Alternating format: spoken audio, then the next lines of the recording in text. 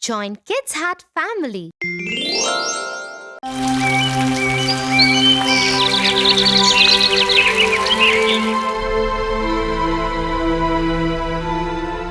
Tia, look, Mom gave me the gift money that Grandma had left for us when she visited. Mom said we can go and have lunch together with it. Oh, that's awesome. Should we go now? Yes, let's go.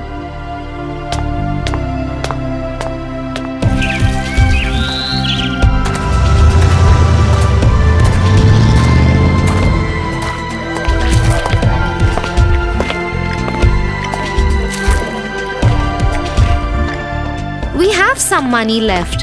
Should we get some cake parcel for our cousin June? She will be visiting us this evening. Why do you want to spend all our money, Tia? Grandma left it just for us. June doesn't have to know we went for lunch. Okay.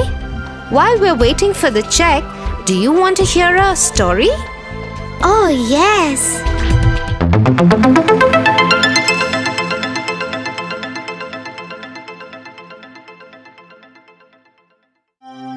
Once upon a time, the sun, the moon, and the wind went out for dinner with their uncle and aunt, thunder and lightning.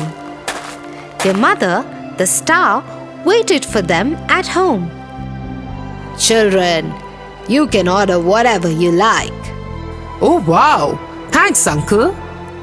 I am going to try a bit of everything.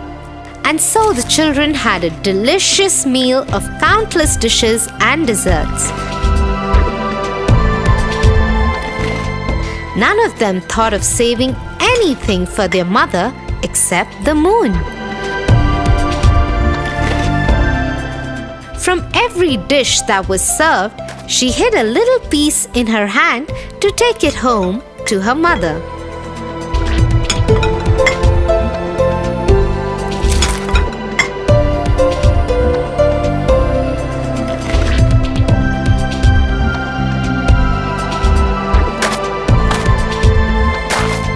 When they reached home, Mother asked how their dinner was. Did you have a good time, children? Yes, Mother. The dinner was just lovely. Oh, was it? Did you get some for me? Oh, Mother, I had gone to enjoy myself, not to get you dinner. Hence, I didn't get anything for you. Wind, did you get me any dinner? I had gone to enjoy a dinner out, Mother. I didn't go to get you a dinner parcel. I didn't get you anything. Moon, did you remember to get anything for me? Yes, Mother, I did. And she shook her hands. The most choicest dishes showered down from them.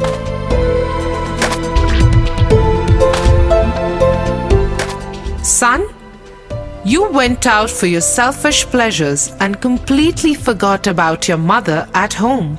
Hence, you will forever be cursed.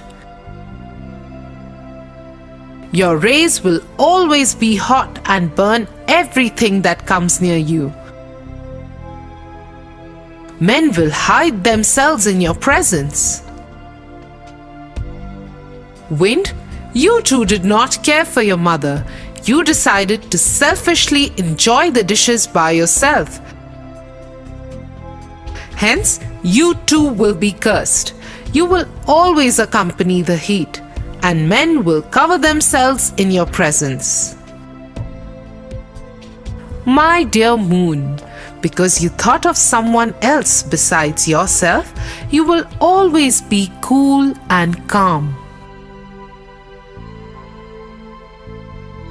There will be no mean heat or blinding light from you.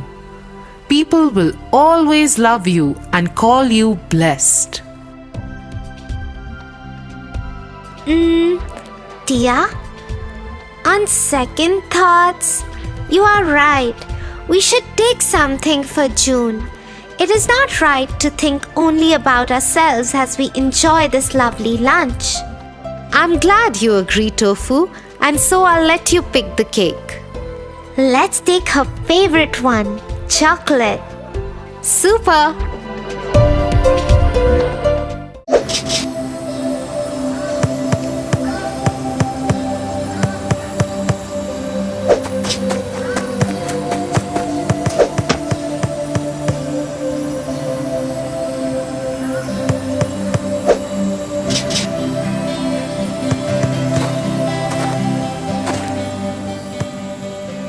Hey guys!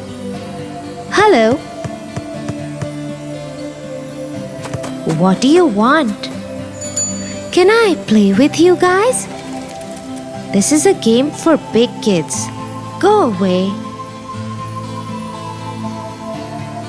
Actually, why don't you stay to hear a story I was about to tell my brother? Okay, thanks.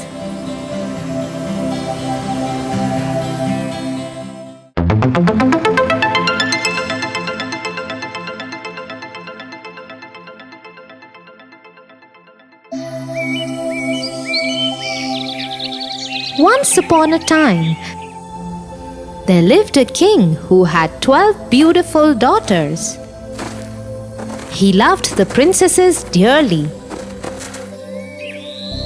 But one thing about them worries him a lot.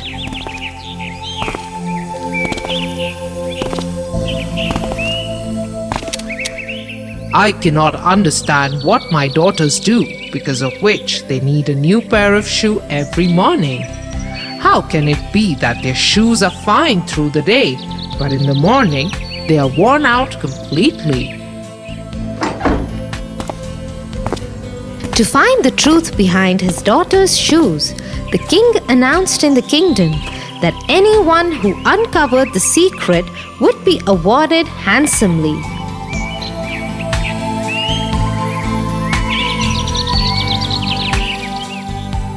Many people came.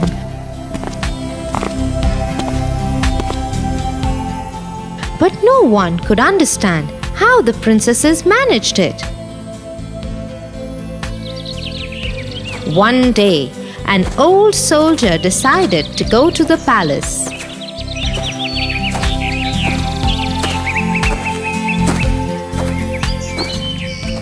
As he was walking, he came across an old woman. Where are you going? I am going to the palace. I would love to solve the mystery of the princesses and become a king one day.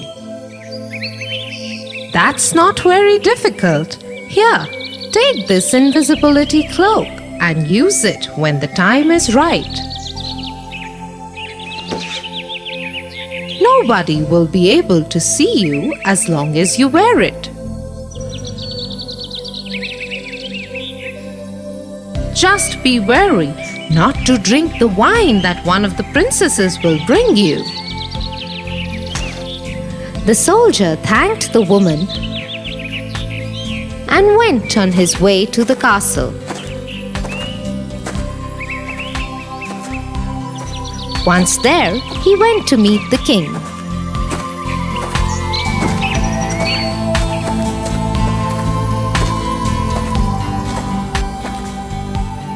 I can find the truth behind the worn-out shoes of the princesses. If you fail, I will have your head cut off. And if I do it, you will allow me to marry one of your daughters. You have courage, young man. Very well. You will sleep in the princess's room tonight.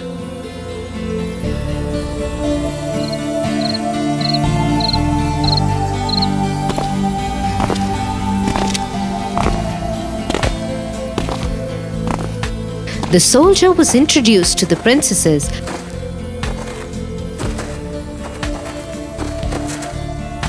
and given a cozy bed in the princess's room. Just before he was about to sleep, a princess brought him a glass of wine.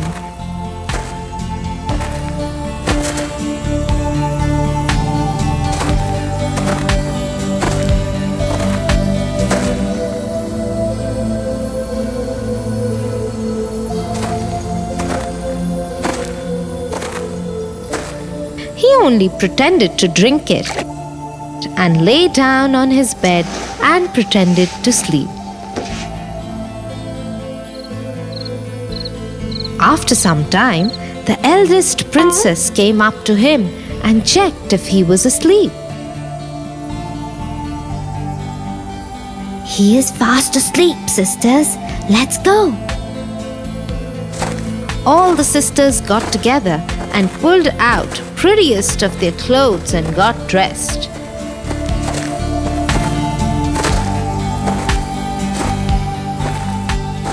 All of them were excited except the youngest one.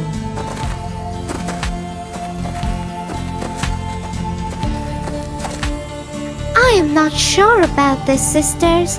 I think something will go wrong tonight. Oh, you simpleton! You worry unnecessarily. Nothing will happen. Now come, let's go.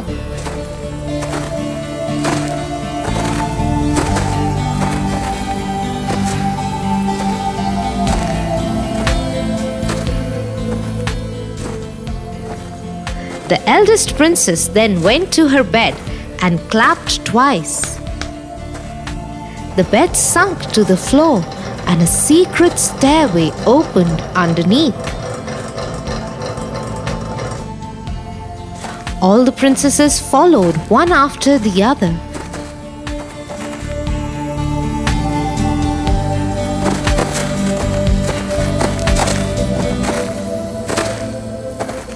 The soldier also quickly got up and put on the cloak.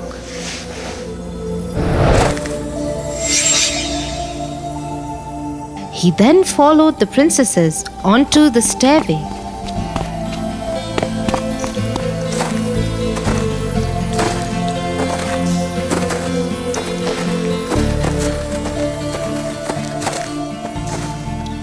But halfway through, he accidentally stepped on the gown of the youngest princess.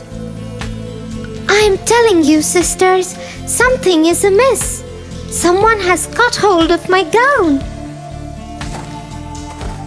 Don't be a fool. It might just be a nail. Now stop crying, or you will delay us.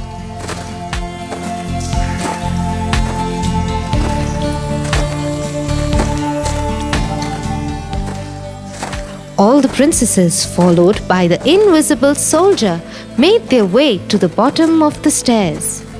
They found themselves in a beautiful grove of fruit-laden trees and flowers made of silver. Beyond the grove was a lake where 12 handsome princes awaited the princesses in 12 small boats.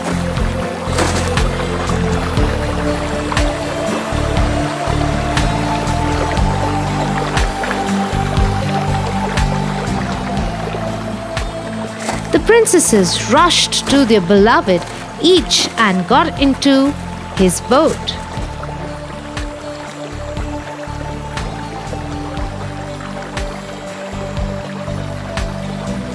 The soldier sneaked into the boat with the youngest princess. The boat is very heavy today. I don't know what is happening today. Everything is wrong. The princesses and the princes reached the other side of the lake.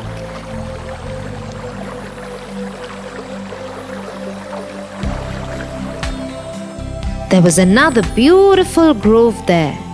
It was lit with 1,000 lamps and music wafted throughout. Let's go, sisters. Everybody got off the boats and into the grove.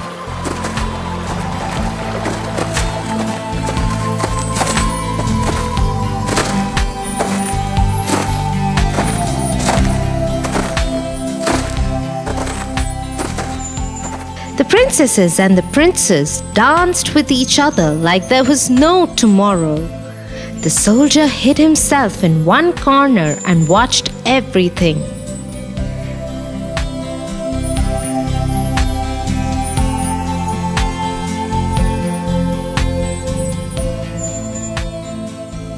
princesses danced through the night.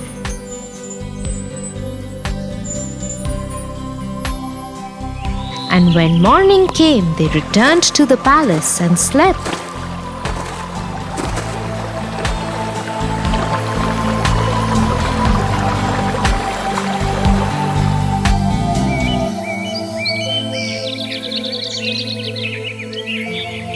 So, this is where the princesses go, and this is why their shoes wear out overnight.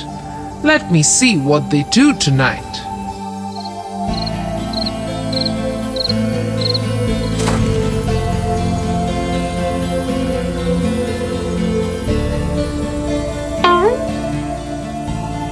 The soldier waited and watched.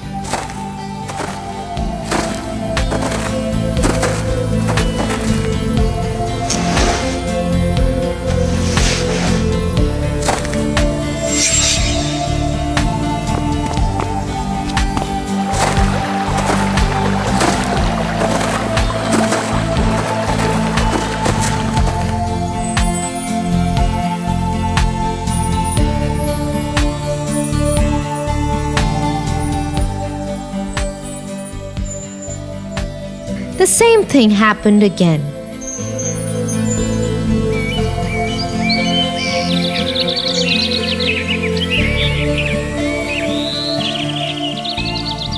The next morning, the soldier told the king what he'd found out. The king called his daughters.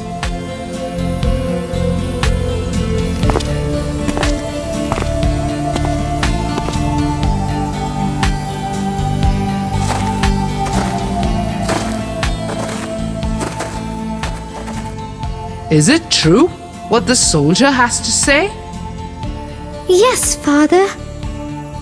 Well, soldier, looks like you have earned your reward. Which princess will you marry?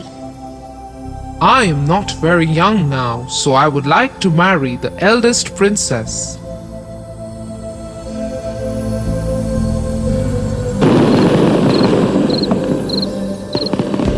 The soldier and the princess were married on the same day, and he became the heir of the king.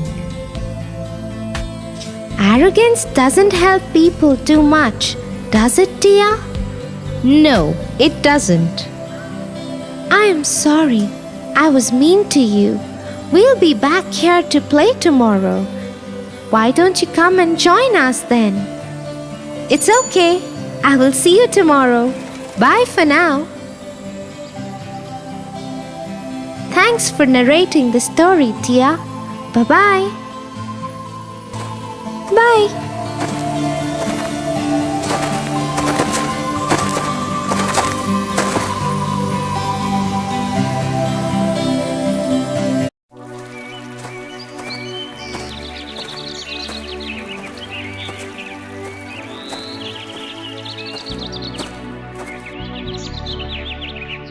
Hey Tofu, wasn't that your friend Joe?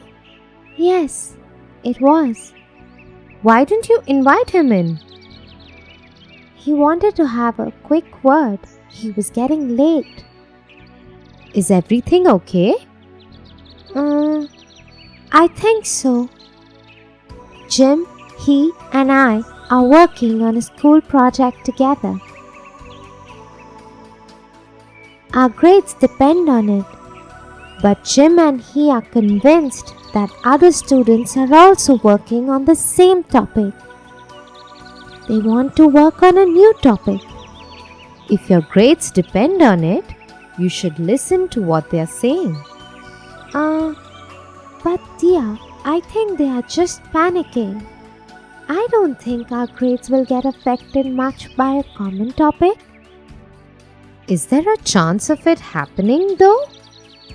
Yes, there is. Okay, let me tell you the tale of the three fish, and then you can decide upon what to do.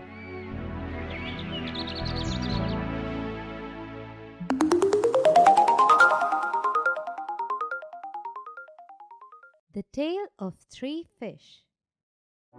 Once upon a time, there was a serene lake full of different kinds of fish. One day, a few fishermen stopped by the lake. Brothers, look at this lake. It is so big and clean. It has so many different kinds of fish too. Yes, I agree. Look at those big fish there.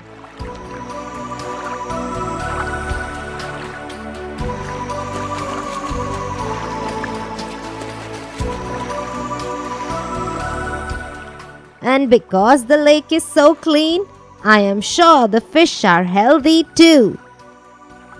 We never fish in this lake, but I think we should begin now. Yes, it is late today to throw the net. Let us come back early tomorrow morning and fish here.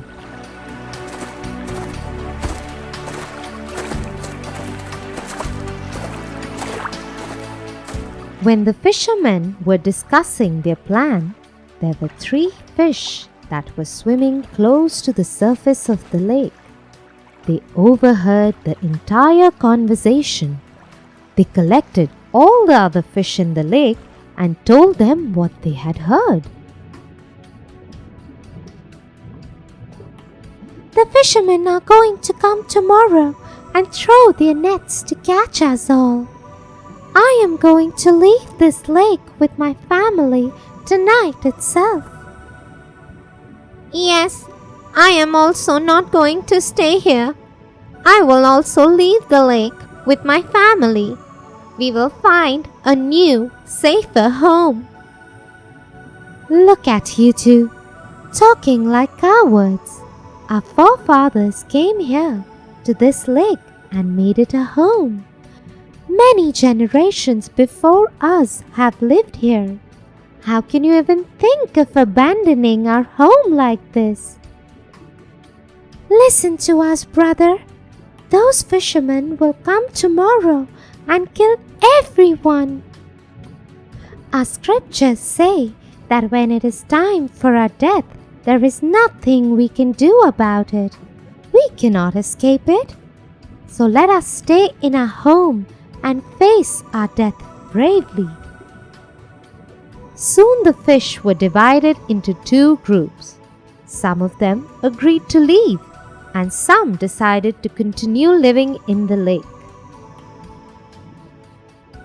The ones who had decided to stay laughed at the ones who were leaving, but those who had decided to leave paid no heed to their mockery and started leaving the lake through a small outlet. Let them go, brothers. Soon they will regret leaving their home. But it was not so. When morning came, the fishermen came back as planned.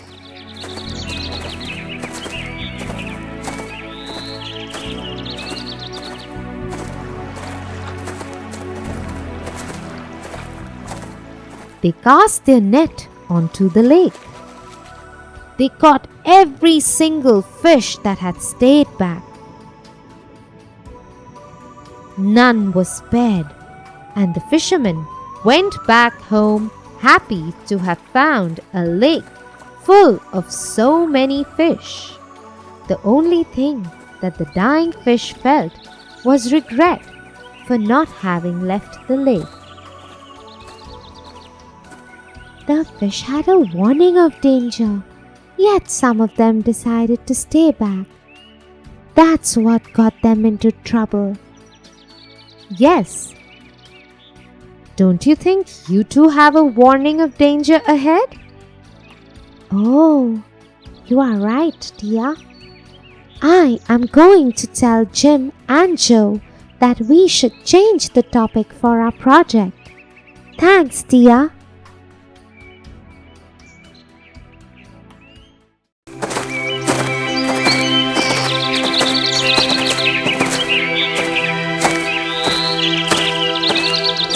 Hey, there you are.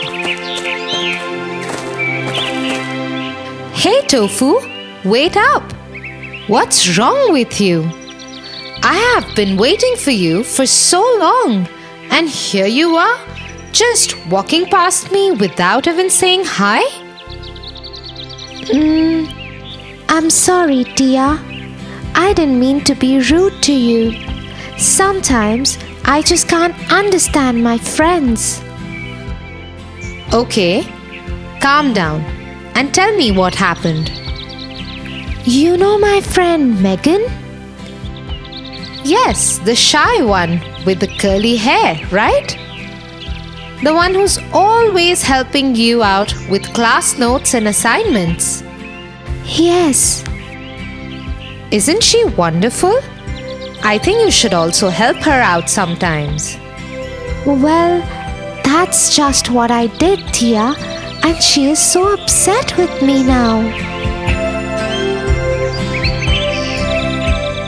She forgot her English assignment at home.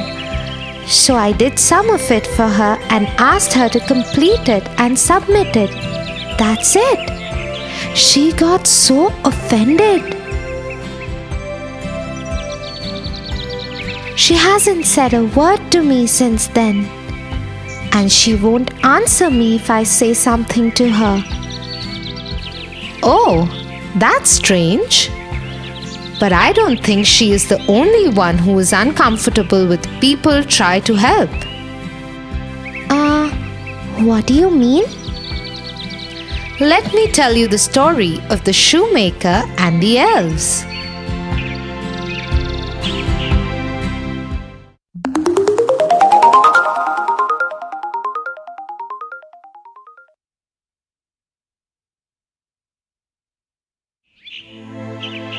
Once upon a time, there lived an old shoemaker. He was an honest man, but with very limited money. He made really nice shoes, but could not earn enough for himself and his wife. One night, he was in his workshop when his wife came to him.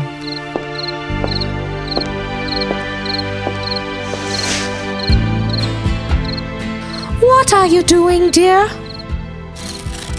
I have this last piece of leather left. I am just cutting it out. We'll make a pair of shoes out of it tomorrow. Is it the last piece? What will we do? There are no grains in the cupboard, no wood for the fire, and now no more leather. Don't worry, my darling. Something will work out. The old couple finished their housework, and before they went to sleep, the shoemaker put the leather on his workbench.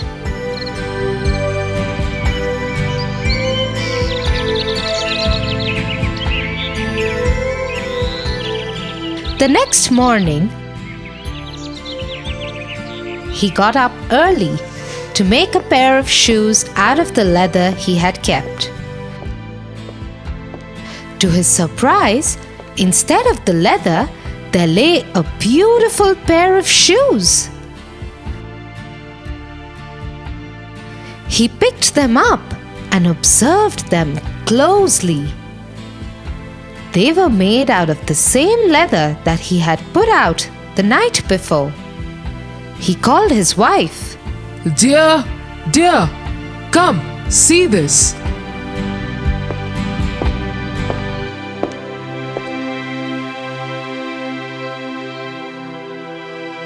What a lovely pair of shoes! They are just perfect. Yes, look at the stitches. They are so tiny and spaced so perfectly. But I didn't make them. You didn't? Then who did? I don't know. Why would someone help us like this? I can't even think of anyone who can make such good shoes. You make the best shoes I have ever seen, and these are better than yours too. I agree. Anyway, let us not get carried away. Let us put them in the display window and hope that we can get some money for them." Just a few minutes after the shoemaker had put the shoes on the display, a wealthy merchant stopped outside his door.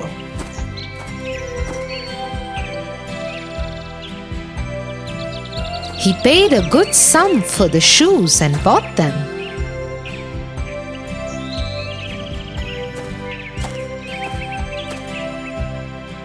The shoemaker was very happy. He went and bought food for the house. With the remaining money, he bought 2 pieces of leather. When it was night, his wife called out to him, "What are you doing? It's time for us to sleep." "Yes, dear. I am just cutting out these leather pieces so I can stitch them into shoes tomorrow."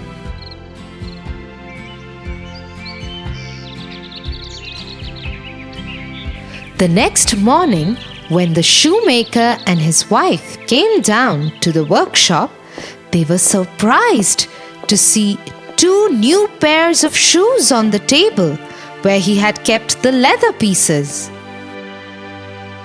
"Would you look at that? These shoes are even more beautiful than the first pair. Let me put them up for sale and thank whoever is helping us out." Soon after, the shoemaker had put up the 2 pairs of shoes for sale. Other wealthy men of the town came and bought them. They paid a hefty price for them.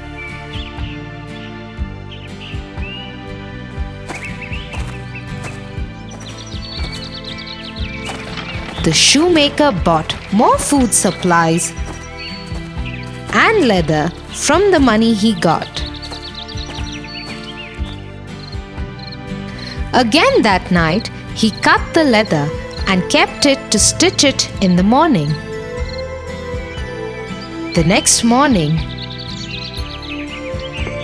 he saw that the leather had been made into shoes again. And as soon as he put them up for sale, they were bought in exchange of good money. This went on for many days. The shoemaker started doing well. His business prospered and his shop would always be full with customers.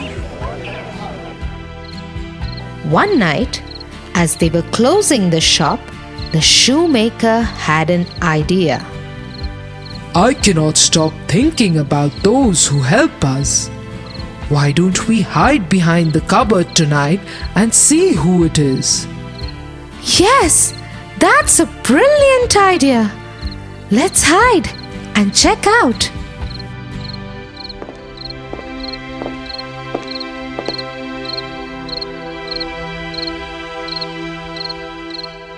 After some time, they saw 2 elves enter the workshop through the crack in the window.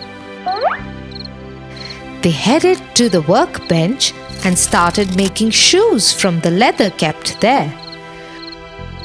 Although they were making these lovely shoes for the shoemaker, they had no shoes on. They wore torn shirts and very thin tights.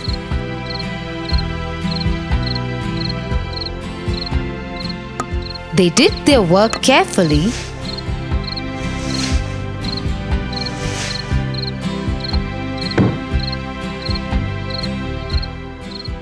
and left through the window again. "Oh dear goodness, such kind elves they are. We must repay them." Yes. When you go to the market tomorrow, get me some nice cloth. I will make clothes for our little helpers. The next day, the shoemaker got many fancy cloths and good leather, while his wife made beautiful clothes for the elves. He made soft shoes for them. When night fell, they placed the gifts for the elves on the table. They also laid out delicious food and treats for them. Then they hid behind the cupboard again and waited for the elves to return. When the elves came, they were overjoyed to see the gifts and the delicious food. They wore their new clothes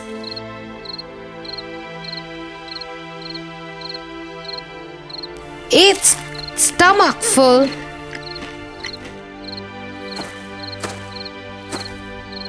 and went on to make shoes for the shoemaker. Once they were done, they slipped out of the window.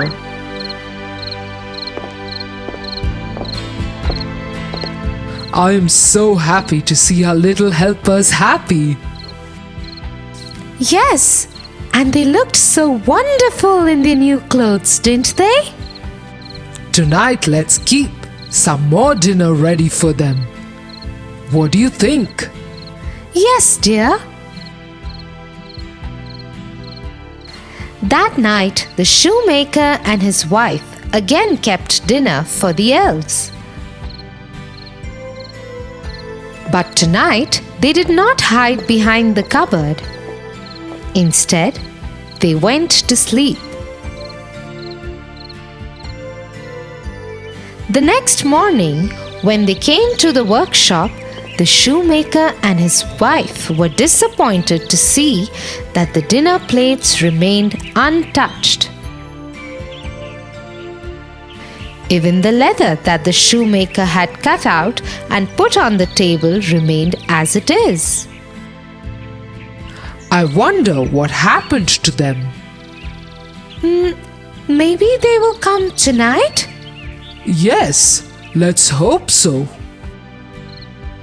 The shoemaker and his wife again kept the food for the elves, but were disappointed in the morning as the elves did not show up in the night. They waited for the elves many nights, but they never returned. Do you think they overheard us? Perhaps they did. Elves are very shy creatures. They usually like to be left alone. What will happen to the shop now? Oh, it will be fine. I will miss my little helpers, but I will manage.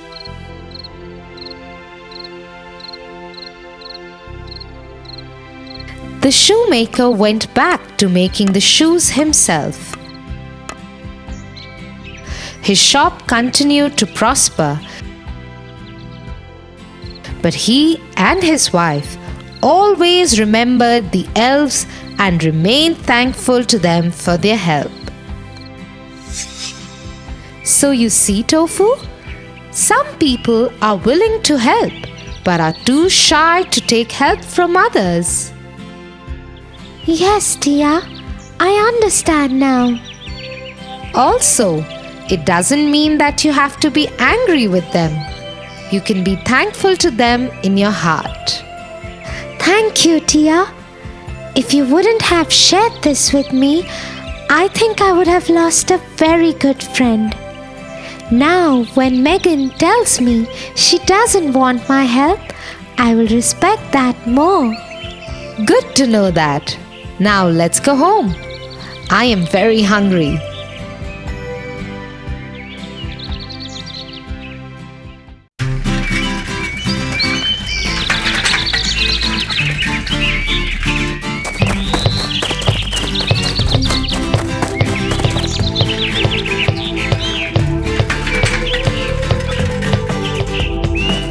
Tia, I have good news.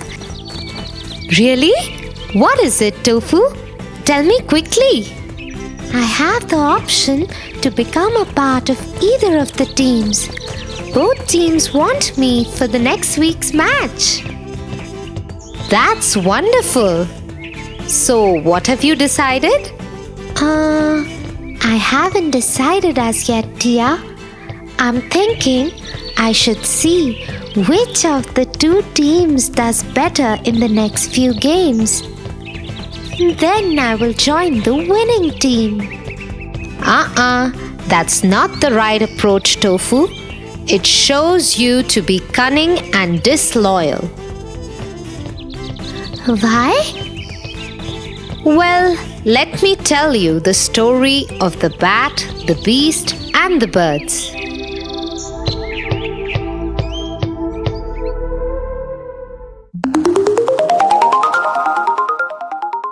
The bat, the beasts, and the birds.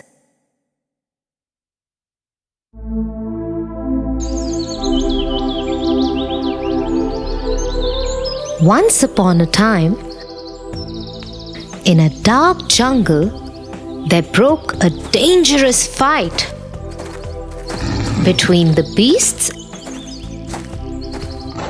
and the birds. We will not tolerate the beasts anymore. They feed on us, make praise out of our children, and behave as if they are the rulers of the jungle. Yes, we agree with you, our leader. But we need more support from other birds. Currently, we are losing. We must reach out to every bird in the jungle to join our army. We shall find strength in numbers. What do you say, Minister? Everybody has agreed. We just need to ask the bats now. I am sure the bats will help us win. Very well then. Invite the leader to our court.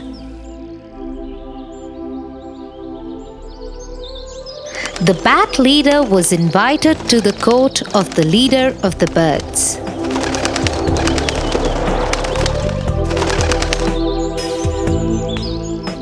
Bat, we are in a war against the beasts.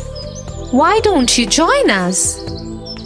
The bat leader wasn't sure that it wanted to join an army that was losing. I am honored by your offer, but I am afraid I cannot join you. I am, after all, a beast.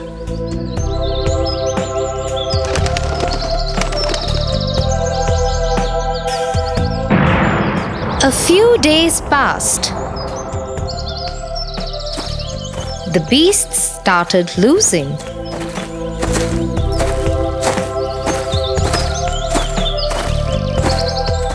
We need to grow our army, otherwise the birds will defeat us. They drink from our lakes, live in our trees, yet they behave as though they have more rights on the jungle than us. Minister, who can help us win? My leader, the only ones who have not joined the fight as yet are the bats. We could ask them to join us. Very well. Invite the bat leader to our court. And so the bat leader was invited to the beast's court.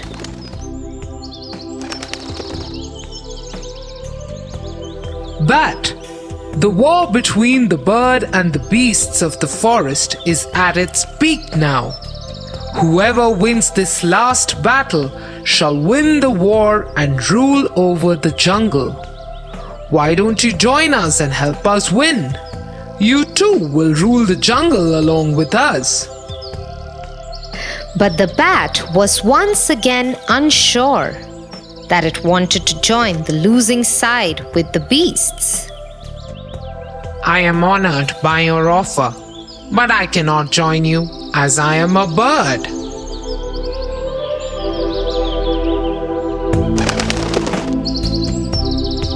Just before the final battle was to take place, both the bird and the beast leaders met.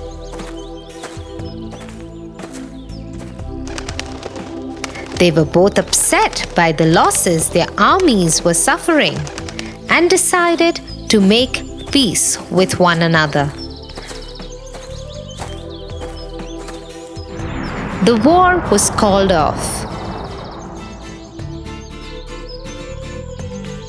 We will not fight anymore. Yes, we will live in peace now. The whole jungle celebrated the new peace in the land.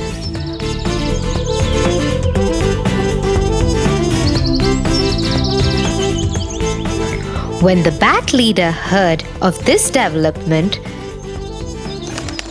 he went to the birds and asked to be a part of the celebration. But the bird leader remembered how the bat leader had refused to help the birds during the war and turned him and his kind away. No bird would even talk to them now. The bat leader knew that if he took his people to the beasts, they would simply tear them apart. And so he did not approach them.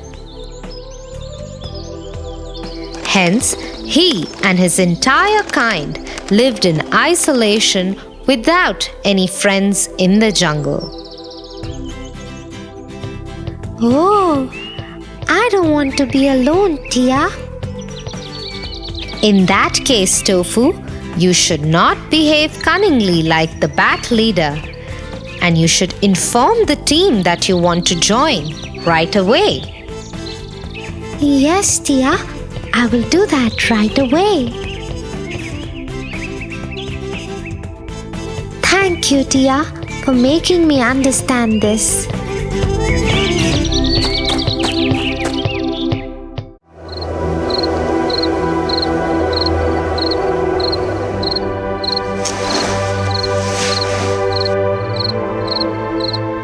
Tia, today Jim and I had a fight. Oh, that's bad. What happened? I thought Jim is your friend. He was, but today he did not support me on the poster competition concept I wanted to present to my teacher. He thought that it might be too easy. He is my friend. He should have agreed with me instead of behaving like Tom and Ben, who are always mean. Was he right? Yes, he was. The idea was too easy, but still, he should have agreed with what I was saying. Oh, Emperor Tofu, that is very bad. Why are you calling me Emperor? Because you are behaving like this emperor from my story.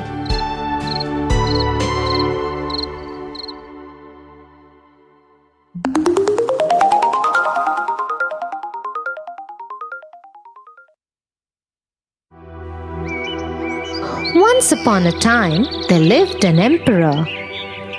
He was not particularly smart or intelligent, but because he was the emperor, people feared him and always agreed with whatever he said. They used flattery to avoid his wrath and win his trust.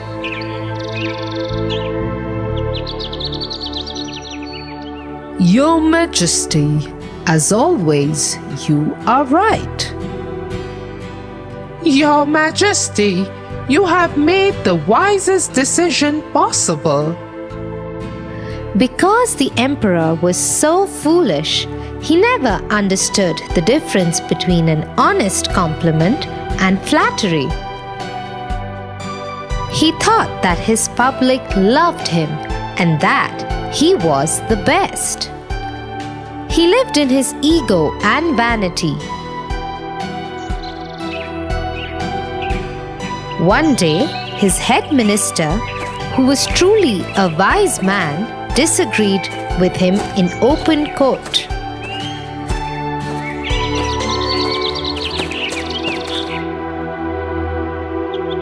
Your Majesty, it is my humble suggestion that you hear the public's troubles before increasing the tax burden further. Doing so will make you a more beloved king. What are you saying, Head Minister? Do you mean that our wise king is not good enough? The foolish king, who was blinded by all the flattery and not used to people disagreeing with him, also agreed. Yes, Head Minister. How dare you doubt my decision? As a punishment, I remove you from the position of Head Minister.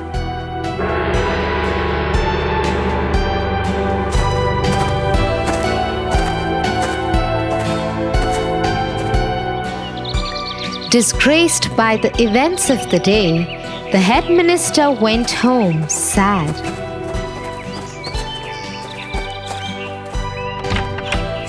When he reached home, he saw that his nephew, who was a tailor, had come to visit him from another town. Just like his uncle, the nephew was a wise man. The head minister told him what had happened in court. Don't worry, uncle. One day, emperor's vanity shall crash.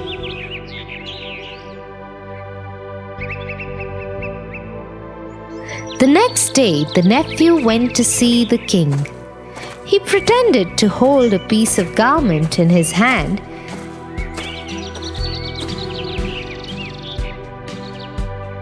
and said to the emperor, "Your Majesty, I have just returned from my travels around the world.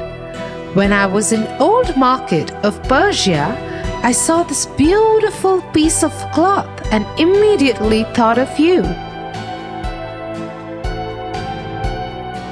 I have brought it with me to make a new robe for you. It is the most beautiful cloth ever made." The emperor could not see the cloth, but his ego did not allow him to confess it. He looked at the remaining ministers and asked them what they think of the cloth. The ministers couldn't see the cloth either, but decided to lie to the emperor again. "It is very beautiful, sir." Yes, I agree. It will look fantastic on you. Though the king could not see the cloth, he thought that since his ministers thought that it would look very nice on him, he would go ahead and order for it. Yes, it is beautiful indeed. Go ahead, tailor. Make the most beautiful robe that you have ever made. I will wear it for my birthday parade, which is 10 days from now. "Yes, Your Majesty. You will have it on your birthday."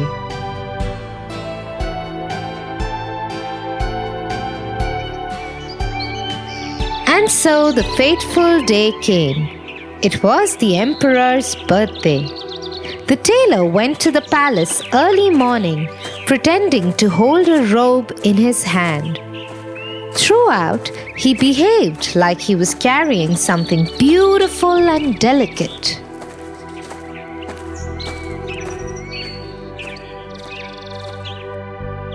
"Here is your robe. Since it is a delicate material, it is best not to wear anything under it." The emperor agreed and took off his underclothes. The nephew went on to pretend as if he was helping the emperor wear the robe. Just then, the king's two favorite ministers came into his chambers.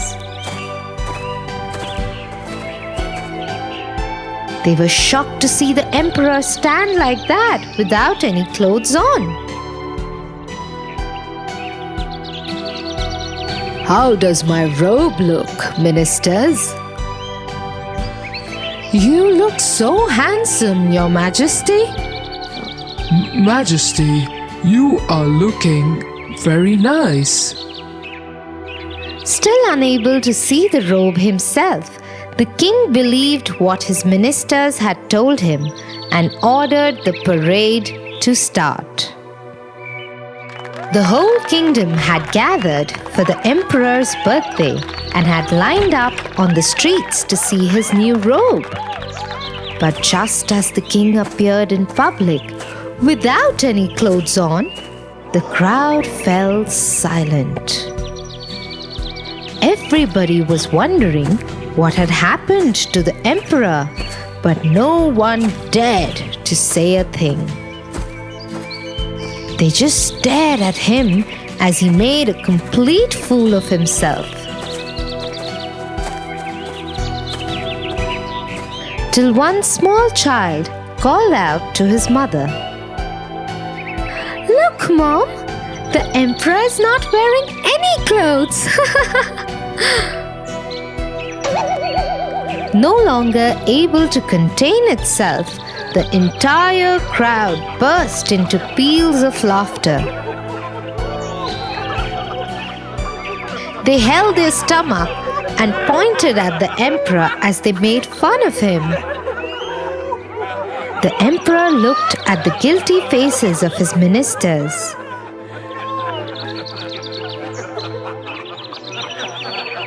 And sad face of his head minister, who was upset to see the king being made fun of. The emperor understood how foolish he had been and what his mistake had been. He fired the two ministers and reinstated the head minister. From then on, when anyone gave him a compliment, he humbly listened to it and absorbed it only if it was genuine.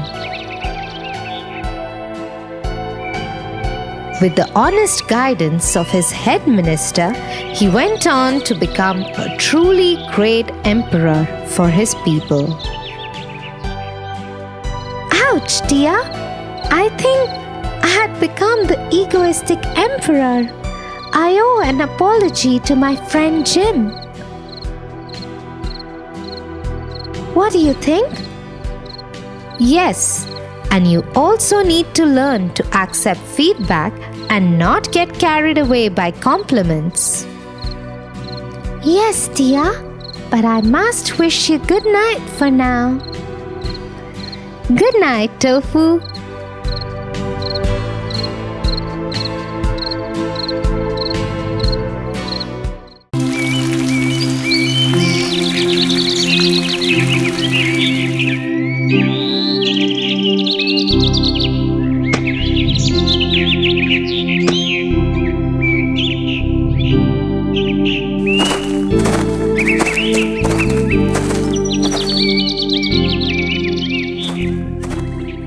Hey, Tofu. Oh, hey, Tia. Your friends didn't stay? Oh, no. They were just talking about how much fun they had today pulling Ken's leg. Ken? Isn't he the new boy who joined school? Yes. He, the smallest amongst all. Everybody is taller than him, so it is easy to pick on him. Just like the ant, is it? The ant? Yes.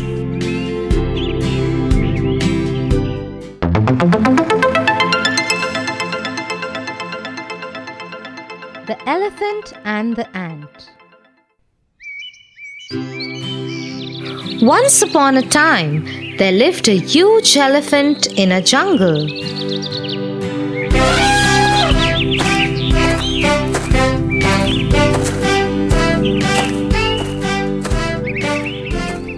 Because he was so much bigger than all the other animals, he always troubled them.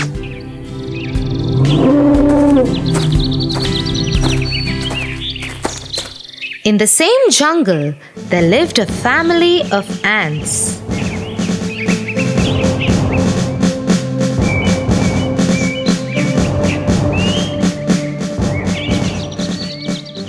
They were a hard-working family who always kept to themselves.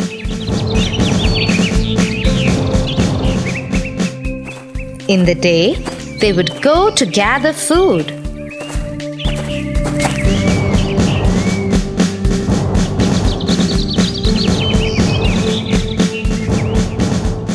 One day, as they were going, the big, mean elephant threw water on them.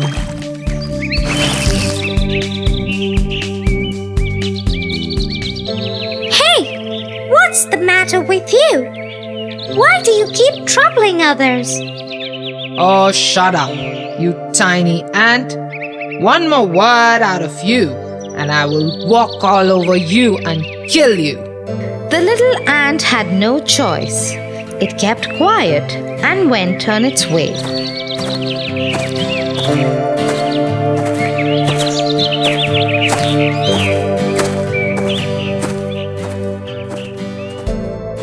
You shouldn't pick a fight with the elephant. He is very ill-tempered and very, very strong. He could crush you. Something needs to be done about it.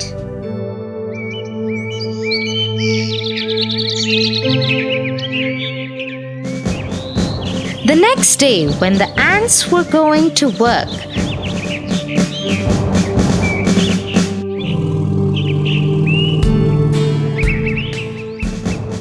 the tiny ant decided to teach the elephant a lesson. She quietly climbed onto the elephant and made its way to the elephant's trunk and entered it. Once inside, she started biting the elephant. Oh, that hurts.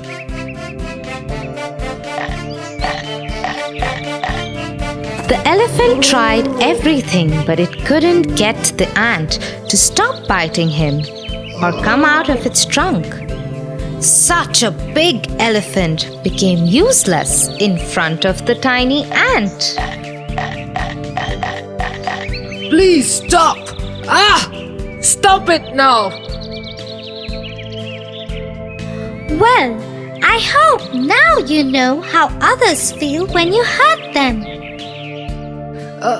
Yes, I do. Please stop now. Very well then.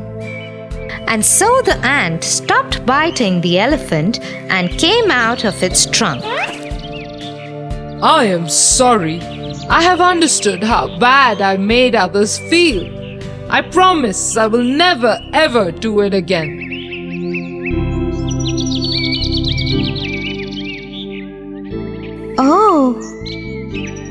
Oh, what, Tofu? I understand what we were doing wrong. You do? Yes, we shouldn't make fun of Ken just because he's smaller than us all. I'm glad you realized that, Tofu. Yes, and I am going to apologize to Ken the first thing tomorrow and get others to do the same too. Thank you, Tia, for teaching me this.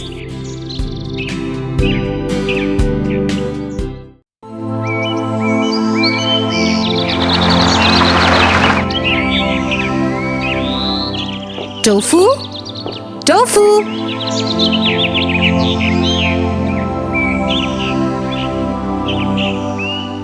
Tofu, what are you doing here? Your friends and I were waiting for you at the library. I thought you promised to go with us and help our librarian, Miss Peters, today. Oh, Tia, there are so many of you. I'm sure you can manage without me. But Tofu, You promised. Why are you so angry, Tia? It's just the library. Yes, but you promised us. How can you be so careless, Tofu? If you behave like this, one day you will have no friends left. What do you mean? Haven't you heard of the bear and the two friends? No. Okay, let me tell you their story.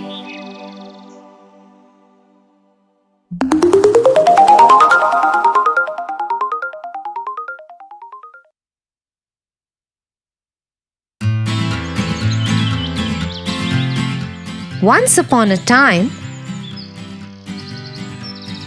two friends had to travel through the forest.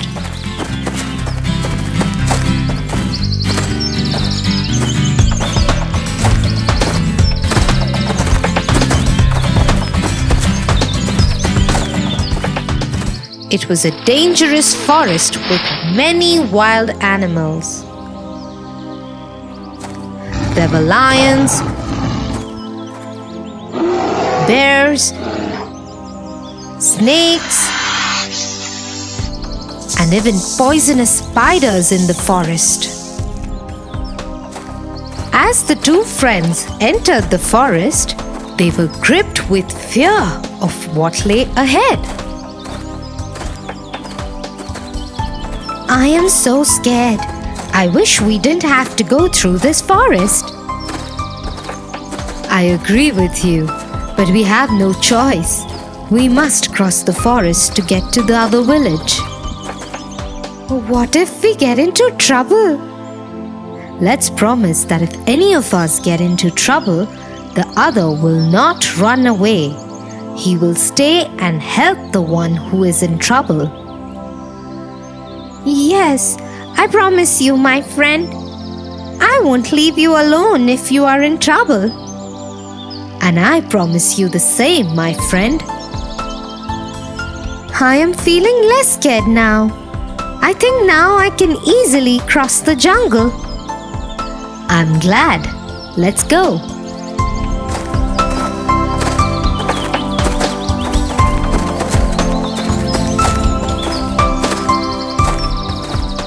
After some time of walking through the forest, the two friends heard a rustling sound from the bushes ahead of them. They stopped in their tracks. Oh, what do you think it is? Shh! I don't know. I can't see clearly. Can you? Just then, a large dark figure appeared ahead of them. Oh no! It's a wild bear! It hasn't seen us yet. Run! Saying so, the boy climbed up a tall tree and sat on one of its branches. But his friend didn't know how to climb a tree. My friend, I don't know how to climb a tree. Please help me climb it. But the boy on the tree did not help him. He shook his head and held closely to the tree. The boy on the ground saw the bear approaching him and quickly lay down on the spot. He had heard that bears do not attack dead things, so he closed his eyes, held his breath, and lay very still.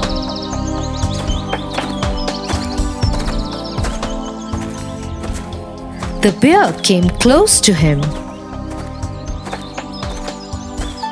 It came close to his head and sniffed and smelled his ear to see if the boy was breathing, but the boy held his breath. Thinking that he was dead, the bear left the boy and moved on.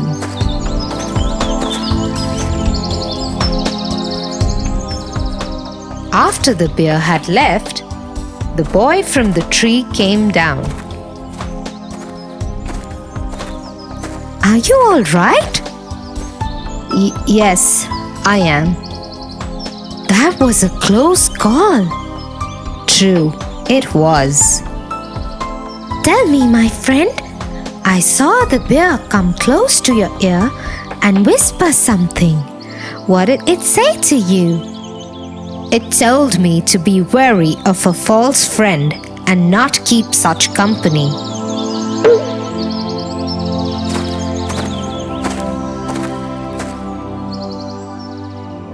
Which of the two friends do you think are behaving like Tofu? Like the one who broke his promise and climbed the tree. What are you going to do about it? Apologize to you and my friends and go to the library immediately to help. Okay, shall we go then?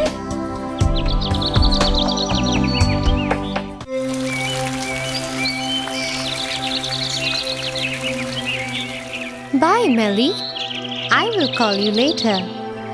Hey, Tofu. How was your day? Oh, it was such a fun day, Tia.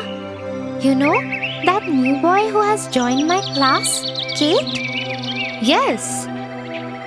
The one whom all the teachers like so much? Well, not anymore. They don't. What do you mean, Tofu? Some of us got together and got her into real trouble with the teachers. The teachers think it was all her fault. Tofu? That's horrible. How could you? Relax, Tia. No one will ever know. I am very disappointed with you, Tofu. But you know what? Evil can never win. What are you talking about, Tia? Snow White and the Seven Dwarfs.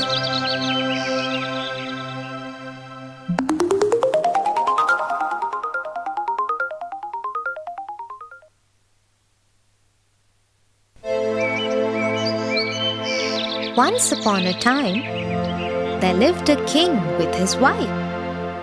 Sadly, they had no children. This made the queen very sad. On a winter day, when it was snowing heavily, the queen sat in her garden and prayed with all her heart to have a daughter as beautiful as the winter, fair as snow, and with lips as red as the last red rose that bloomed in the garden.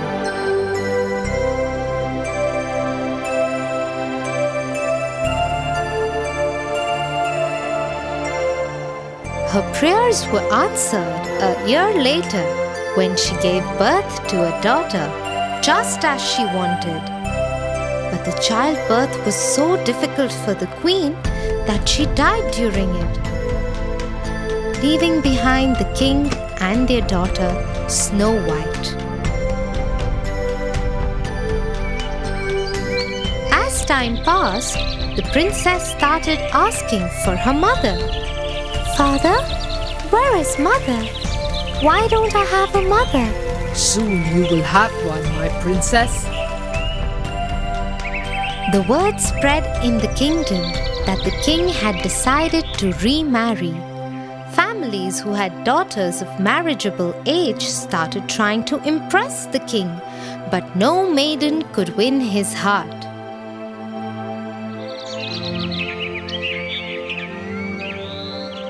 Till one day, an enchanting woman showed up alone at the palace.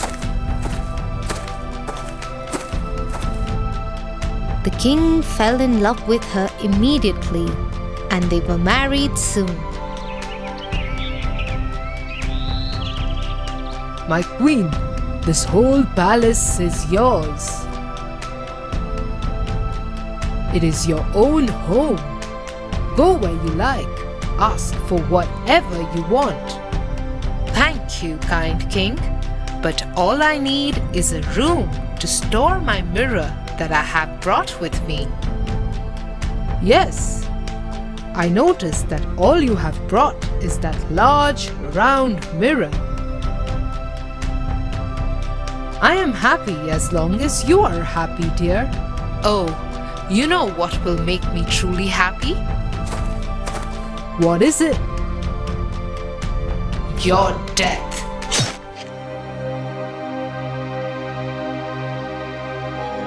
The queen was actually an evil witch who had pretended to be nice so that the king would marry her. Her true motive was to have a kingdom of her own. She had only one other desire: to be the fairest woman in the world.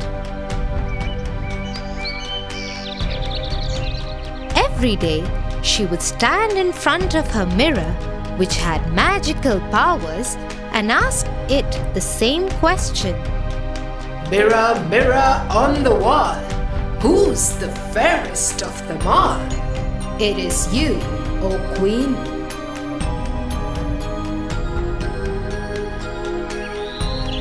This went on for many years. The queen ruled the kingdom without any real love for its people. The people suffered under her reign, but no one dared say anything because they knew that the queen was a witch.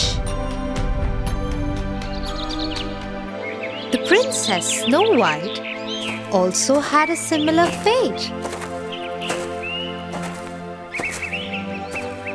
The queen did not even bother to look at her even once and left her alone and lonely. Till it was Snow White's 16th birthday. Mirror, mirror on the wall, who is the fairest of them all? Snow White. No! How dare you say that? I do not lie, Queen. She must die. She must die.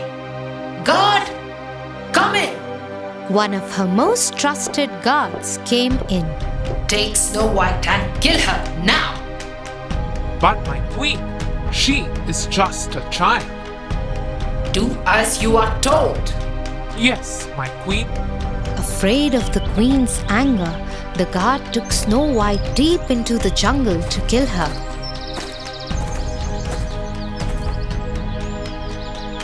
But as he raised his sword to kill her, he looked into her blue eyes and lost his courage to strike. He just left her there and ran. Lost, Snow White wandered deeper into the jungle.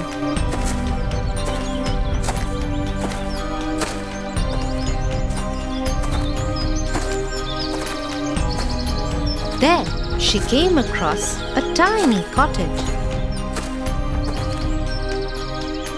She decided to enter it.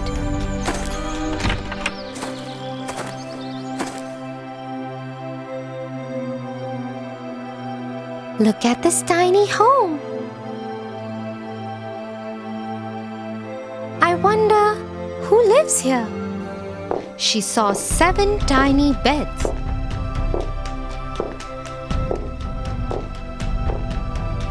A dining table with 7 small chairs, and a kitchen which had 7 plates and tumblers. There is 7 of everything here. I think 7 people live here. But why is everything so small and tiny? Snow White was just looking around when 7 dwarfs entered the house. It was their home. Who are you? Oh, hello. I didn't hear you come in. My name is Snow White. I am the princess. The princess? We saw a royal guard kill a reindeer and pull its heart out. Yes, and he was mumbling to himself that he will tell the queen that he had killed the princess and brought her heart for the queen. Yes, the queen's guard brought me here. I think he wanted to kill me, but ran away, leaving me alone. Don't worry, princess. You can stay here with us. That way, you will be safe. Oh, Thank you so much. Snow White started staying with the dwarf brothers. In the day, they would go out into the jungle to hunt and earn money, while Snow White would stay home and cook for them and take care of their house. They all lived happily together.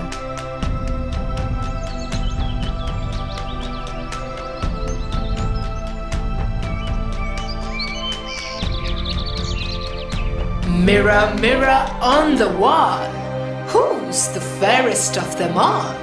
Snow White. You are lying to me because I didn't visit you since you said this the last time. I cannot lie when you ask me something. But Snow White is dead. Snow White is alive. Your God lied to you. That God will die, and so will Snow White. Using her magic, the queen disguised herself as an old woman. She even made the mirror tell her where Snow White lived now.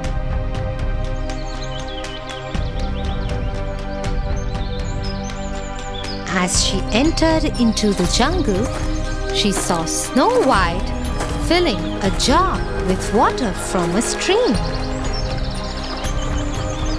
I am very thirsty. Please give me some water. Yes, yes. Here, please. Have as much as you want.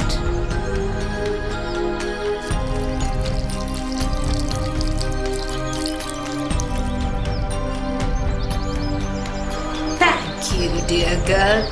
Please take this apple as a thank you from me.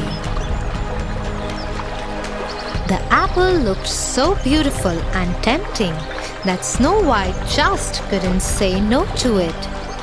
She took it from the old woman, but she didn't know that the queen had poisoned the apple.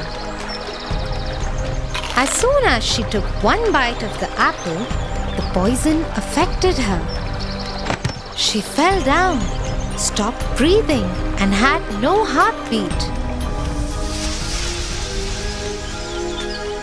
The queen became very happy and rejoiced as she made her way back to the castle. But she was too distracted by her joy and fell into quicksand.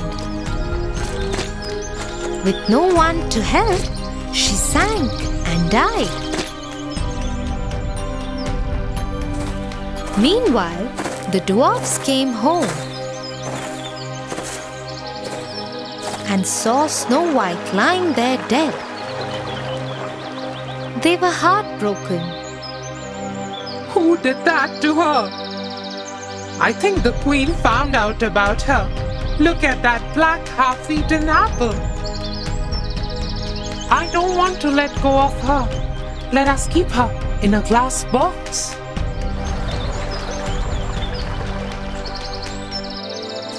And so the dwarfs kept her in the glass box in the garden near their home. Every day they would keep a red rose on her box.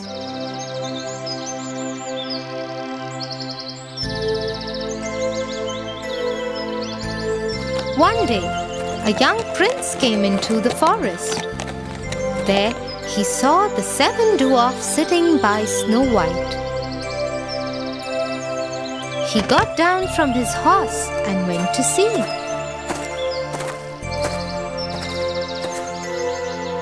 His eyes fell on Snow White, who was in the box. Who is she? What has happened to her? When the dwarfs had finished telling him everything, the prince was sad too. I am in love with her. I wish I had a chance to meet her once. Now all I want to do is kiss her. And so the prince lifted the lid of the glass box and kissed Snow White. As soon as he kissed her, Snow White opened her eyes. The curse of the poisoned apple had been broken. My princess, you are alive!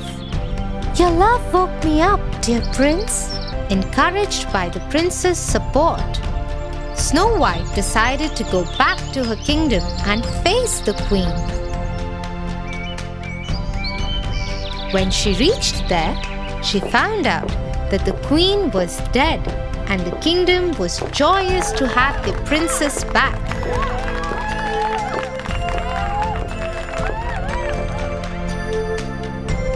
Snow White took over the throne with the prince by her side and even invited the dwarfs to come in the castle and stay with them.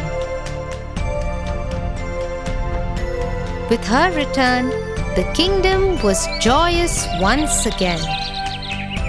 Tia, can you please take me to Kate's house? I have to apologize to her right away. I think I have been evil to her. Good decision, Tofu.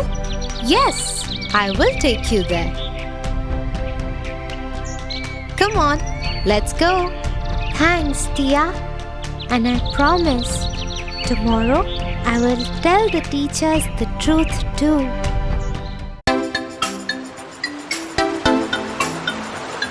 Tia, how important is it to be clever?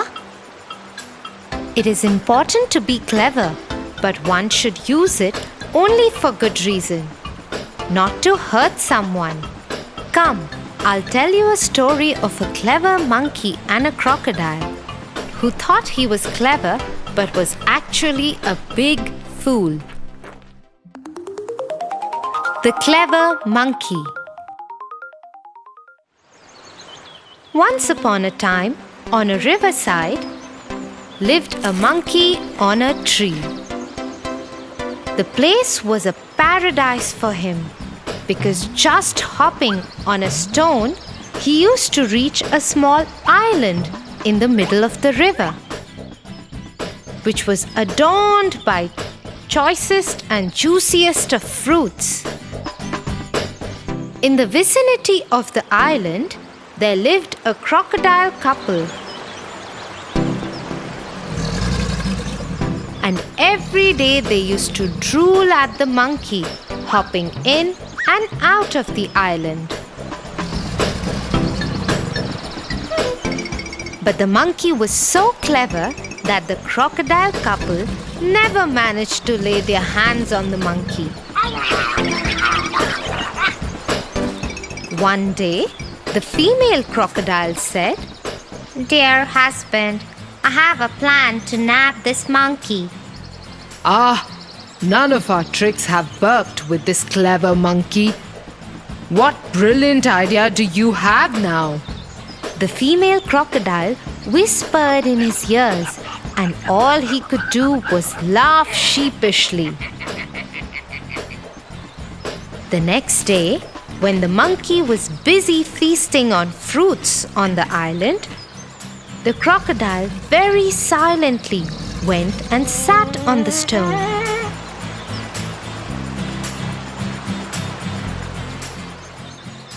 When the monkey was done with eating, he was about to hop onto the stone when suddenly he realized that the stone is looking bigger than usual. He understood that it was a crocodile waiting for him. He called out to the crocodile, Is that you, Mr. Crocodile? No, it's not me. And the monkey thought, how dumb could the crocodile get? So he thought for a second and called out to the crocodile, Oh, you surely caught me this time. I'll make your job easier now. Just open your mouth and I'll jump into it on my own. The foolish crocodile opened his wide mouth with his eyes shut and waited for the monkey to jump. The clever monkey, who was watching the closed-eye crocodile, hopped on the head of the crocodile and crossed the river. You couldn't fool me this time either. By clear and clever thinking, the monkey managed to trick the foolish crocodile. Ha ha ha ha! The crocodile was indeed a fool who got tricked by the clever monkey. Yeah, Tofu, and the moral is that we must think before we do anything, like that clever monkey and not like that foolish crocodile.